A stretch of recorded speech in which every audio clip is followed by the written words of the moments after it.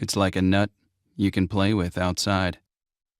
So, for those of you who didn't see my Knack review, which you can check out in the doobly doos, I thought the game was very meh. Not bad or awful, just very generic and average. So when I found out that the mobile time game was a match 3 puzzle game, I really was not expecting that much.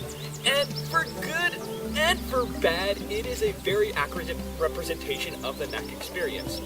So for all two of you who don't understand how match 3 puzzle games work, you just connect the 3 different icons and you form a chain and you try and see how far you can get your combo or your high score going.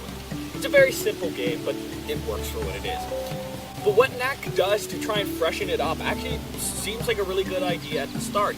They have different pieces that can only be taken out in certain ways. For example, you have wood and ice pieces that will slowly melt away unless you make a combo with them.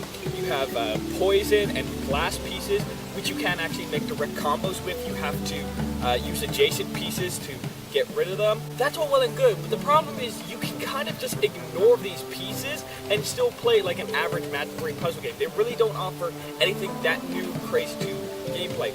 They do also have yellow crystals, which allow you to build up combos and make super moves to clear just like huge chunks of the board of pieces. But again, if you can ignore those pieces and still play it just as a normal match 3 puzzle game. Now it is good for, when you're in a bind or a pinch and you can't really see any combo as a last resort type move. But very rarely did I feel like I was utilizing the crystals as anything other than a get out of jail free card. It is a fairly decent sized game. You get about 20 levels. You get an endless mode. But the real key feature that makes this game a little bit better than most companion apps is you can actually earn unlockables and collectibles through the Knack app and then send it to the PS4 game. You can only unlock certain pieces in the game, in the app.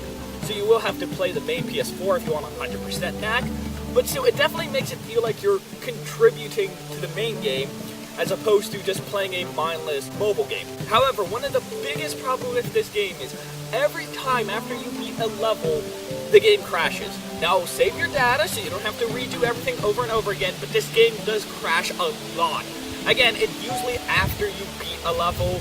It's never crashed in endless mode or anything like that.